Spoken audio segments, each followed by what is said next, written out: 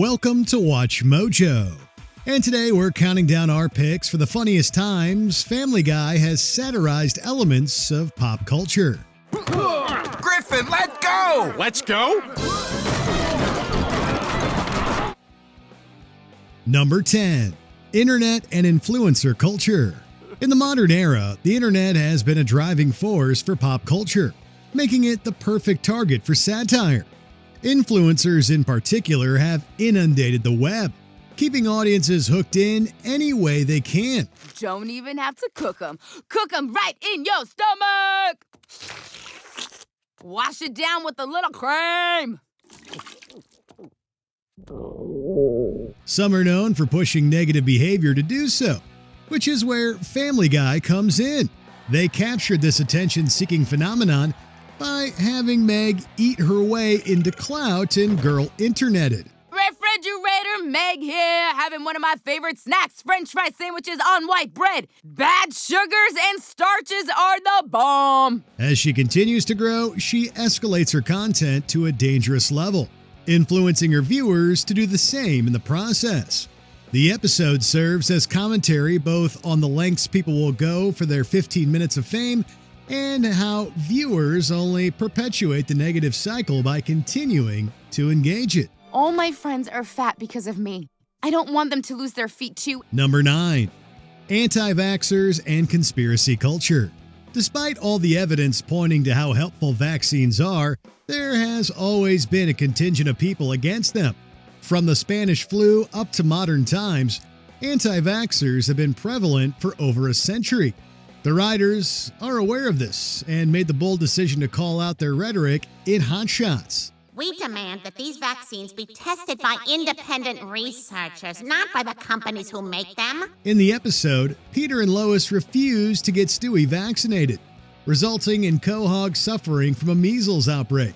They parodied the limited and often faulty research that accompanies this view, while also highlighting how utilizing fear can drive even the most logical people to the wrong conclusion. Fact.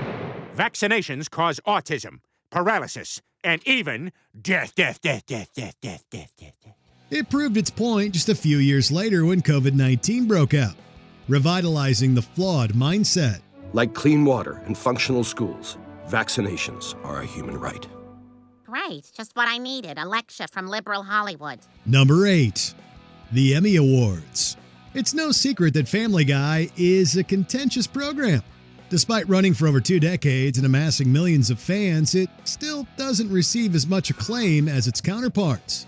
While certain members of the cast have won Emmys, the program itself has yet to receive one. Peter, what's wrong? Family Guy has been around since 1999, and whenever it's time for the Emmys, they don't give us one. I'm sick of it. Well, I'm not making another episode with The Simpsons. What did that get us? Emmy-winning episode was its way of leaning into their lack of awards, as the Griffins desperately recreated several TV shows in an attempt to be considered. That was badass how it went from the guy burning up to the barbecue, right? Best director. Hey, Peter. From Breaking Bad to Modern Family, they poked fun at several beloved classics. They capped it all off with a moment of pure self-awareness by having Peter learn exactly why they've never been nominated. It was the perfect crossroad between parodying modern television and the awards honoring it. What's the big secret reason Family Guy can't win an Emmy? All right, we'll tell you. Your show sucks. Number 7. Sports culture. Much like the internet, sports in general have become enmeshed with advertising. An athlete can be on the field one day and selling a product the next. And while it's more prevalent now, the show first satirized it well over a decade ago. Come on, good game. Let's get out there. Let's do it. Yeah, 110%, everybody. 110%, yeah? Come on, let's go. Let's go. Good game. In Patriot games, Peter gets the opportunity to play for his favorite team, the New England Patriots. After finding success, he quickly becomes swept up in the culture, from appearing in dealership commercials to cockily dancing on the field. Yeah! Damn it, Griffin. I said no showboating. While exaggerated, his actions line up almost perfectly with those of some modern athletes. It ended up being a near-perfect parody of the industry and how quickly love for the game can morph into passion for money instead. Let's play this game. Let's play some football. Number 6. Stephen King novels, and film adaptations. They usually stick to movies and television, but every once in a while, Family Guy proves they can handle literary references as well. Although they've made anthologies about American classics and Grimm's fairy tales, one of their most detailed attempts to date is their homage to Stephen King. Man, this trip is dangerous. Couldn't we have just taken a bus? He's one of the most prolific authors today. That doesn't exempt him from being lampooned. Choosing 3 classics by the iconic author, they take you through each one, complete with tongue-in-cheek criticism toward the source material. Look, Stewie, I've gone as far as I can with Snuggly Jeff, and I want to write something more serious. Despite the jokes, it's clear they hold his work in high regard, with each section serving as a satirical homage. The combination of clever commentary and silly jokes made for the perfect episode, one that even King himself found funny. I don't know what a hollaback girl is, but I have to imagine it's a foul, disease-ridden thing that wears too much makeup to cover up the fact that it's a 47-year-old fish dog. Number 5. Murder Mysteries. This may be one of their most acclaimed spoofs yet, and it's clear to see why. The show loves paying homage to classic film tropes. Murder Mysteries are no exception. They opened up season 9 with "And Then There Were Fewer," which is largely based on Agatha Christie's famed novel of a similar name. After James Woods invites the Griffins and the rest of the gang to dinner, he meets his mysterious fate, along with other characters we've come to know. They were after James Woods, not Stephanie. The question is, who here wanted James Woods dead?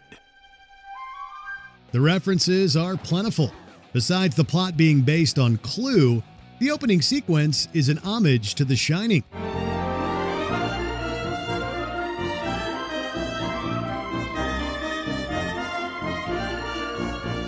With this, they wove original ideas and parody together, resulting in one of the highest-rated episodes in the program's history. When Peter was yelling at everyone about that picture of Derek holding up the Hollywood sign, I grabbed the Golden Globe and slipped out. I followed Derek outside and did what I had to do. Number 4. Y2K. It seems hard to believe now, but at one point, Y2K was considered a genuine threat.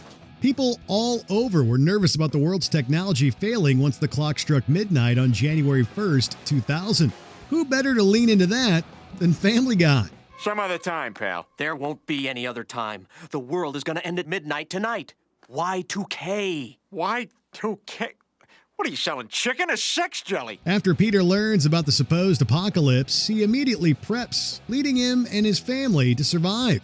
They wove in other tropes of post-apocalyptic life, such as Twinkies being one of the only surviving foods. Everyone knows there are only 2 things that can survive a nuclear holocaust: cockroaches and Twinkies. And there's a Twinkie factory in Natick. Twinkies? Yeah, I saw a story about them on A&E. The installment captured the panicked feeling circulating at the time, while also noting how silly it was. They even had the universe reset with the reveal that the whole plot was simply another TV character's dream, capping it off with one final, flawless reference.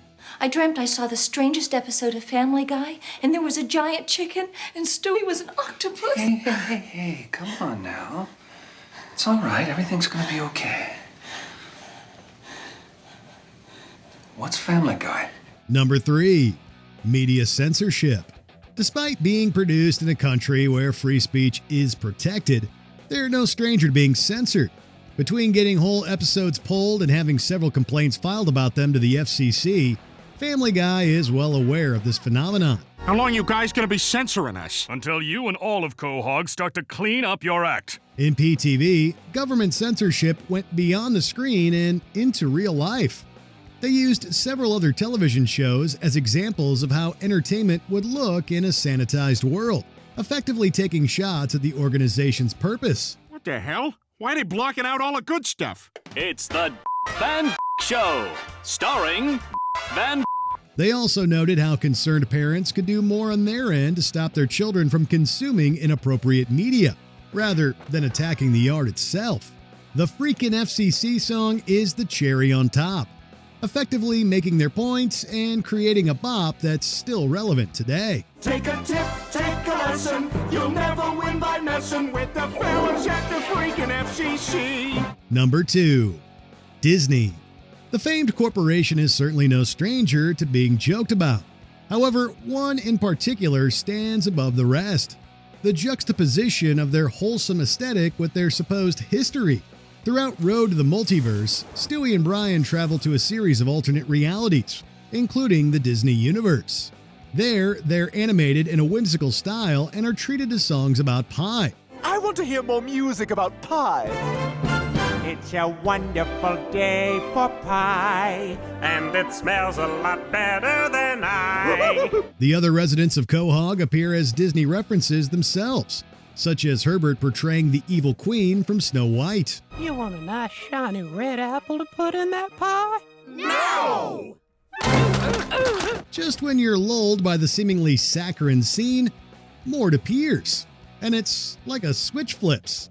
He ends up being attacked, alluding to Walt Disney's alleged anti-Semitic past. It both subverted expectations and brought those accusations back to light. Before we unveil our top pick, here are a few honorable mentions. Reaction GIFs. They've referenced and recreated several popular GIFs over the years. Oh, you mean like your feet?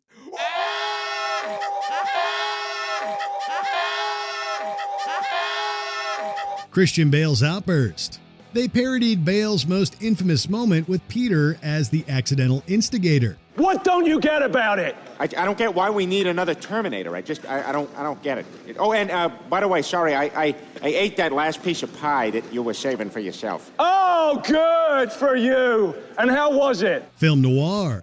From the snappy dialogue to the tone, they nailed every trope of the genre. Maybe I could help with that. You help me? I'm gonna bust out I crying. hope you got a hanky. I'll bring the hanky. You bring the panky. Before we continue, be sure to subscribe to our channel and ring the bell to get notified about our latest videos. You have the option to be notified for occasional videos or all of them. If you're on your phone, make sure you go into your settings and switch on notifications. Number 1. Star Wars. With it being the only franchise to have multiple episodes dedicated to it, Peter just may be onto something when he says it's the greatest story ever told. Tackling the first 3 installments of the Star Wars trilogy is no easy task, but each time, they knocked it out of the park. Toota toota, how did he get in? I let him in. What was that not cool? Each retelling is filled to the brim with callbacks to the original while poking fun at some of the film's negative aspects. Well, I mean, there's this little hole. It was kind of an aesthetic choice by the architect, and if you shoot a laser into this hole, the station blows up. Whoa. That sounds like a pretty big design flaw there. No. The hole's only 2 meters across. It also contains wider pop culture references, resulting in a wide variety of jokes you can understand even if you haven't seen a single film. With every character included, even some from other Seth MacFarlane projects, they're some of the show's most ambitious parodies to date. Someday, I'll get off this rock and fight the Empire. John Williams and the London Symphony Orchestra, everybody!